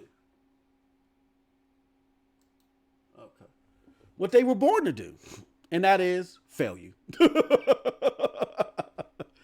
If you rely solely on others, they will do what they are made to do, which is people, and that's to fail you. Again, I've had experiences with people that I wanted to bring into this thing. People that you've never met. People that I've talked to, that I've worked with personally, that I know game hardcore. And like, oh man, that's a great idea. I remember when me and TRS, and big ups to TRS, he's, you know what I'm saying? He's doing this thing. He's coming back, but there's, some things he's taking care of, and he's coming back. He's working on his foundation. He'll be back. But when me and TRS started this thing, there was a plethora of people that was supposed to be doing this thing, right? Like we had like a 7-8 man crew. You never met them people. And that's just at the beginning. While you're in this thing, you'll get people that want to work with you, want to do certain things, and they'll let you down. So always work on your own personal material. Make sure you personally got content, and your personal content should be the sharpest. So even though we run Scram Punks, I don't rely on Scram Punks to be the tell-all, be-all to how far I can outreach on this. Scram Punks is an opportunity for a certain type of gamer to voice a certain type of opinion. If I really want to connect with y'all, I do this. I drop the medicine. And that's what y'all need to do too as YouTubers. You gotta, as Z told me this. He said, man, you gotta put in the work. And as he say, I'm still goat mouthing out. And I still got a lot more work to do. But learn from my mistakes. I, at the beginning of this, tried to make Scram Punks the tell-all, be-all of the MM2K brand. And that was wrong. Your brand you have to speak for your own. You have to stand on your own too. So if you want to get into this and your idea is, man, I'm gonna get into this and we're gonna do the Sucker Fear podcast and this is how everybody going. No. Your own material has to drive you. If it doesn't drive you and you rely solely on other people to carry you, to boost you across the finish line, they're gonna drop your ass halfway there. So don't do it. Big ups to DC in the chat.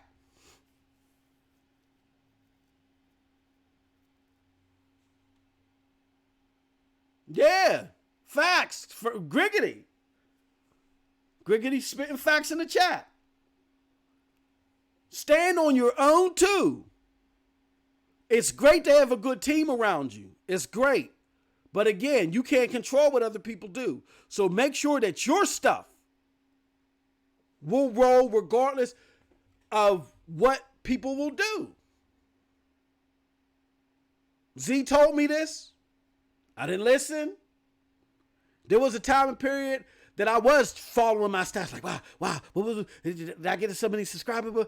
And Z was just laughing at me. He said, bro, you're relying on this, that, and the third. This is all you got to do. And I know that. So when we pull the lever, when I get into the next phase, like I said, the career and stuff, things is a little hectic right now. This is our busy time of the year. But when I pull that lever back, along with helping boost PNTS network with the other PNTS network leadership, you know what I'm saying? Along with doing that, there's going to be more MM2K material, MM2K games. There's a lot of things that I'm working on, you know what I'm saying? But your content, your own personal content, has to be the pillar of your success. Do not rely on going on other people's podcasts to be your success. Do not rely on your own podcast to be a success. Your own single-handed material has to be the pillar of your success.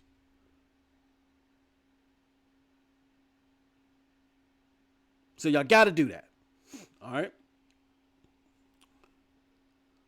And last but not least, before I get into these voicemails and the live calls, is you can't take this personal, okay?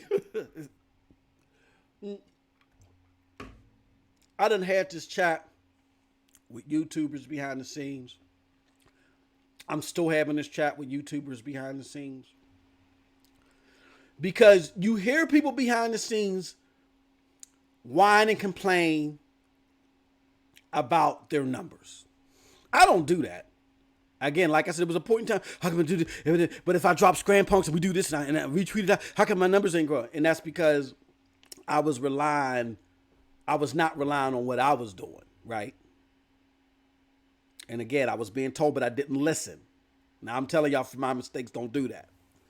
But you got people whining and crying about their numbers behind the scenes, right? And they whine and cry. Man, look, I'm trying to get out of this box. But I can't get out of this box. Hence why you got people doing the mass exodus of Xbox all of a sudden now. Hence why You have people being defensive, just going out of their way and getting themselves banned on YouTube and Twitter and stuff. Hence why you got all this crazy stuff happening. And I'm not talking about the people getting banned on Twitter and YouTube because they got haters out there. I'm talking about people just going crazy. Why then? Because they're taking this stuff personally. Tim Diamond cutting up in the chat. I'm not naming no names. I'm keeping my professionalism here.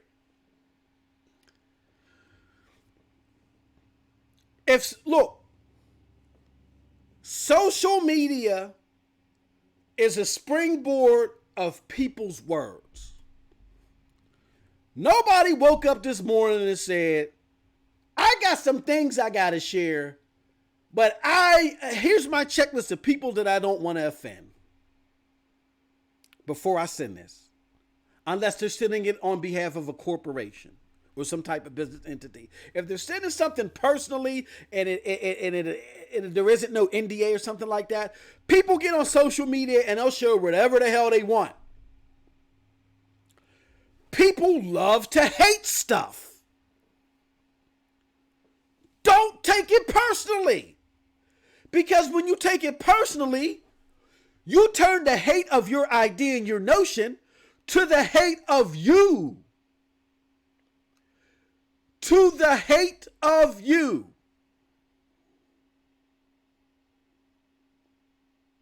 And then you become the target of the ire. In other words, if you're an Xbox guy and you say push something out there pro Xbox, and someone says, oh, the X turds done said this, and look at this X turd, and you go out there, oh man, oh, why would you say it about me? This is so toxic. That spreads like wildfire. Because as a practicing troll myself on Twitter, you know what I'm saying? And it's only because of my background. I was raised in a family, like I said, man.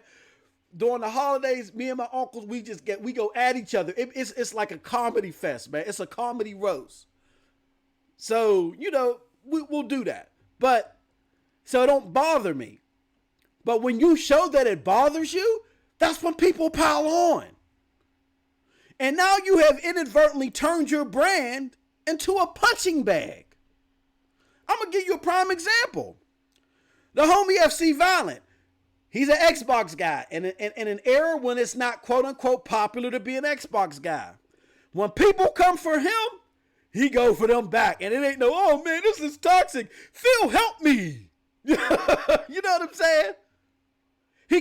He'll clown you just as bad and he'll give it to you just as bad as he's getting it. He don't take it personally. MM2K, on the other hand, I love the diversity of, I don't want to say on the other hand, Vitamin G podcast. They have a wide diversity of different types of gamers, and they go back and forth, and it's a very entertaining show, one of the best shows out there. Check it out. So FC Violent isn't afraid of the different opinions. But when you want to sit in a circle jerk 24/7, then you're putting yourself in a box. Don't do that. If you're an Xbox guy, be the Xbox guy in a circle of gamers. If you're a PlayStation guy, be a PlayStation guy in a circle of gamers. If you're a PC guy, be a PC guy in a circle of gamers. You see what I'm saying? I'm the old man that don't play no games, quote unquote, you know what I'm saying? In a circle of gamers. Y'all can say whatever y'all want in the chat about my preferences. I don't care, and I will engage y'all, and we'll go back and forth and have that discussion. So again, to put a spotlight on the entire community. But when you take it personally, you turn your words into a target, and you turn your brand into a target. And don't do that. I get clowned all the time. It's okay. Be a little self-deprecating. It's okay. It ain't gonna hurt. It's just words. It's just words. Dump all that toxic stuff. Don't put yourself in a box, because then you're gonna stymie your growth. And when you stymie your growth, when you're just known as the Xbox guy minus the circle of gamers. When you stymie your growth, you're forced to do the stuff that you're seeing right now. Regardless of how much you grow, you're forced to do the stuff you see right now, where all of a sudden, at the 12th hour, Xbox is the worst console ever. When Sea of Thieves was the game of the generation. You catch my drift, okay? Don't stymie your growth. Be the gamer. Even though if you're doing it and you think there's a lot of media bias, just speak your point and don't be afraid for contrast in thought. That helps you grow.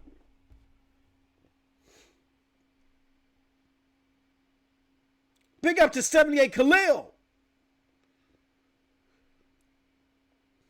Vahan Avazian's trying to troll. That's what I'm saying. Trying to troll in the chat. If you Xbox fan, you have low IQ. You know what I'm saying? He got the whole but, bruh, thank you for coming. Thank you for coming aboard and keeping the chat active and live. That's it. That's it, man. People going to talk. Let them talk, man. Let them talk. Let them express themselves. People want to express themselves. Let them do it. Stop. Just don't take the stuff personally. We're not going to take it. You want to fight everybody and get mad and get angry and get all pissy? Stop. The people are going to laugh at you. That's bully fuel. If you want to stop being bullied and stop being trolled, then stop giving the trolls fuel. Stop it. 78 Khalil says Days Gone is a glitch fest. So with that being said, we are now going to turn it over to the voicemails in the chat. Let's first get to these voicemails, all right? Let me see here. Let me get to these voicemails first. Oh, all right. So first voicemail, let's see what this is right here.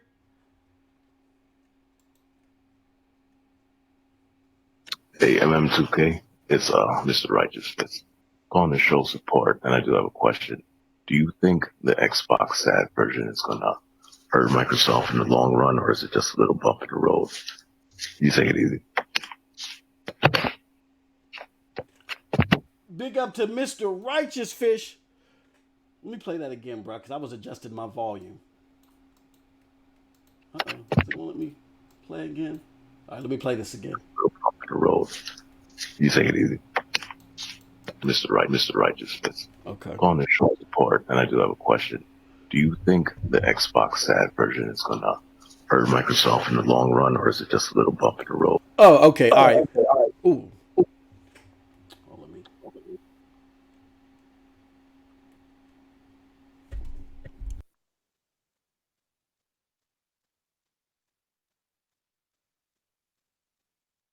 Okay. All right. Sorry about that echo. Big ups to the homie, Mr. Righteous Fish. Thank you for the call, man. Thank you for the call. Appreciate it. So, Mr. Righteous Fish's question is, thank you for showing your support. I appreciate you, brother. He asked, do I think the Xbox One SAD edition is going to cause problems for Xbox or just a bump in the road? We talked about this on Scram Punks. I think the Xbox One SAD edition, I think we were bamboozled, and this is a big problem with Microsoft. Okay, I know I've been giving it to the PlayStation all show, you know what I'm saying? But I got to speak truth. I'm coming down the middle here. I think Microsoft originally marketed this as a way to field test the diskless console. They're going to field test the diskless console. And they're going to field test the diskless console by giving you a diskless console and see what the market reaction would be to this. But here's the problem. And this is where all the wood buffing and all the Xbox One lovers that Microsoft can't do no wrong. You know what I'm saying? Love everything. This is where y'all created this dynamic to where this is a letdown to the whole community. That's not why they did this. They did this because, again, they created a poor strategy in 2017. Phil said the problem with the Xbox brand is power. So now that's what's killing the Xbox brand. What's killing the Xbox brand is power. We're going to take care of that by coming out with the Xbox One X. But we're going to double down on the least powerful console. Now, we brought in people from different entities, the John Petty research that talked about the APUs and stuff that were being sold. So, and all that, just to give you a deep dive into what's going on with Microsoft as far as their business strategy and stuff like that. So they bought a lot. They bought a lot more SOC chips than what they were selling, I believe, and a lot of them were for Xbox One S's. Well, guess what? Ever since the X came out, that was supposed to fix the power narrative, and people were waiting to see what was going on with the X, like what was going to really show to have the box sing. And then guess what happened? God of War comes out and looks better than anything on the X, and then Microsoft doesn't have an answer. Microsoft doesn't win an NPD. It doesn't win an NPD ever again. I don't want to say ever again, but from that point. So now you got all these extra Xbox One S's that you done bought, that you doubled down on as a stupid strategy. You got to do something with them. They're sitting. What do? You literally do what they tried to be self-deprecating about in that commercial for the Inside Xbox. We put the tape over the thing. That's literally what they did. Because the eject button is still on the board. Now, if this was a new initiative, right? If this was a new initiative, how are you still using the same frame? I don't want to say board, but on the how are you still using the same guts, rather? This is a new initiative. What are the same guts still doing in the warehouse? Oh, they're not moving. So to answer your question, Mr. Righteous Fish, which is an excellent question, and this is where both communities need to do better. Sony needs to put PlayStation fans need to put Sony's feet to the fire and say, "Oh, whoa, all this PSX and all this stuff that we love, that we praise, that we look forward to, E3, all this other stuff, y'all better keep it rolling. You can't just give us the shites for the sake of your investors. We need PlayStation fans to do that, and we need Xbox fans to come out here and hold Microsoft's feet to the fire about this sham of an initiative, which is the Xbox One SAD or Sade, whatever the hell you want to call it. Because all it is an initiative to push out extra stock of Xbox One S's that they've accumulated because of a piss poor marketing strategy. We are going to market the S, the least powerful console, even though we have the most powerful console out here. But we deemed that power was our problem. What does that make sense? All right. Thank you, Mr. Righteous Fish. Let's go on to the next one. And this is from my brother, Broadband Bully Noah. Say that fast 3 times. Hold on. Let me fix this.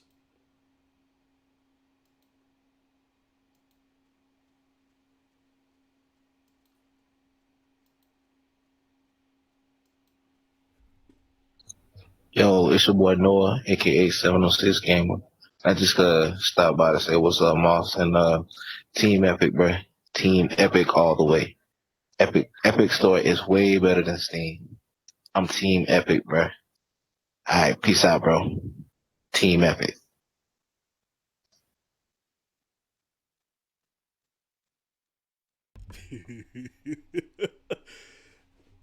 You're witnessing history in the making. This will be the first time that you will see votes rally to throw somebody out of the Broadband Bullies. Noah, get the hell out of here with that garbage. Trying to troll me on my own goddamn show. No, big ups to my brother Noah, 706 Gamer. He's a jackass. For those of you that don't understand that voicemail, you know me, I don't like the Epic Game Store. I'm not going to get into that because I'll go into, this will be another 3-hour podcast. I don't want to do that. But here's what happened with the Epic Game Store, okay? The Epic Game Store has seen some good numbers being thrown out. And now he's been throwing it in my face because we're Steam buddies. You know, MM2K don't game, but we're Steam buddies, right? We're buddies on Steam. We game share on Steam. And we discovered that game sharing on Steam doesn't allow you to play the same game at the same time, which is doo-doo soup, okay? See, I didn't understand how game sharing worked. I'm the one that introduced this idea to some of my Broadband Bullies brother, because my brother has a big ups to Nature Boy. He buys a lot of stuff, right? And I'm used to what I'm doing is I'm used to just logging into his account and we sharing stuff. That's how we've done for years with gaming, right? So when I thought game sharing was like that. You know what I mean? So I don't buy a lot of stuff, or I don't play a lot of stuff on my own account on Steam. But so therefore I didn't understand it. So I'm getting nowhere to do it now. We finally doing it I'm doing it on my account as far as sharing games, and we can't play the same games at the same time. So Noah's hot.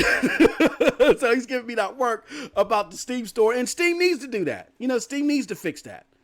If there's any good that can come from the Epic Game Store, it would help us realize that game sharing is poop on Steam and help us spread the word. And you do the same thing. And my despise of the Epic Game Store has nothing to do with Steam being so fantastic. It's that Epic Game Store being so poor to me. But big ups to 706 Gamer and his dumbass. All right, we're gonna open up for live calls. If anybody want to call, do it. Anybody want to call? While we're looking at anybody, while we're waiting for anybody that wants to call, I'm going to go into the chat. You know what I'm saying? Let's see here. Big ups again. Big ups to David Crosby for DC for joining. Is there a call? Let me see here. DC said, get to the call. Was there a call? I didn't see it. You should have left a voicemail. Call back.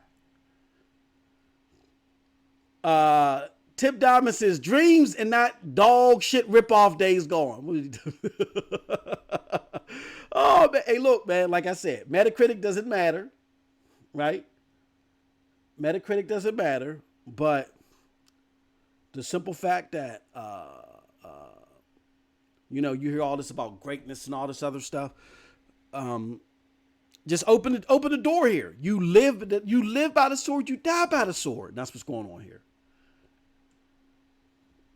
All right, we ain't gonna get no calls. I guess all y'all too shy. Everybody too shy. I want to say big ups to, again, Mr. Righteous Fish. I don't know, bro. Mr. Righteous Fish said, why are people scared to talk, man? I don't know. But I appreciate you, Mr. Righteous Fish, out here. He's in the brave camp. He's brave gang. You know what I'm saying? I don't get why these people are so scared, bro. But they were like, I don't want nobody to hear my voice. DC, David Crosby said he had something, but he ain't calling. He must not no longer be in the chat. Call Skype, bro. The Almighty Spartan God is in the chat, said, so a game being redone for new hardware with various enhancements and frame rate modes that weren't possible last gen aren't worth $60? That's a good point. That's a good point. That's a good one. Hey, what do y'all think about that in the chat? I know some people, I don't know if y'all saw that. The Almighty's always hitting it up in the chat, man. He's always hitting it up in the chat, hitting you with them facts. My personal opinion is I would have to say no. And that's my personal opinion. Here's why. I love Mass Effect. I love it. I love 1, 2, and 3. 3 is my favorite. I know that's unpopular, but again, come with me or come at me. But those are not brand new experiences. Those are enhancements. I don't think it's good. And those are 3 games. I wouldn't pay $60 for all 3 of those games being enhanced. I don't think that's because they're old experiences. You know what I'm saying? Again, still great games to partake in. But I think the full retail price for games should be for new experiences only. I'm not a big fan of, I don't care how popular the game was. I'm not big on you know what I'm saying, remakes being done at full retail price. That's for new experiences. That's the type of gamer I am, you know. But yeah, looks like the rest of y'all scared, man. Why y'all scared? But again, big ups to Mr. Righteous Fish for being part of the Brave gang. 706 Gamer is just a jackass. You know what I'm saying? But I want to thank everybody for coming through. I want to thank all of y'all. Appreciate all of y'all as always. Straight up. Oh, let me see here. I want to make sure that I didn't miss. Okay. Nope. Recent calls. That was it. Okay. Well, with that said, we're shutting down the shop. I appreciate all of y'all coming through. You know what I'm saying? Stay tuned. I think we're running something on the Broadband Bullies.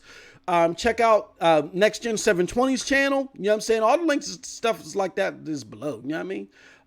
Check out that Vitamin G podcast. Straight up. You can check it out on iTunes, Stitcher, Radio Public. Same with Scram Punks. Very great material from the PNTS network.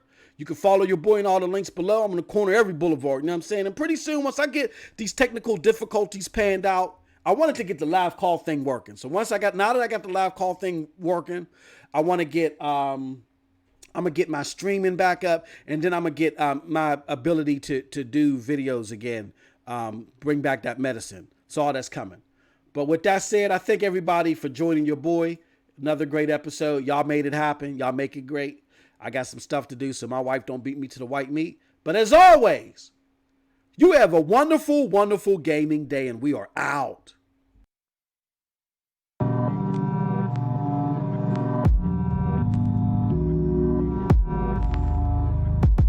Flying high as a kite.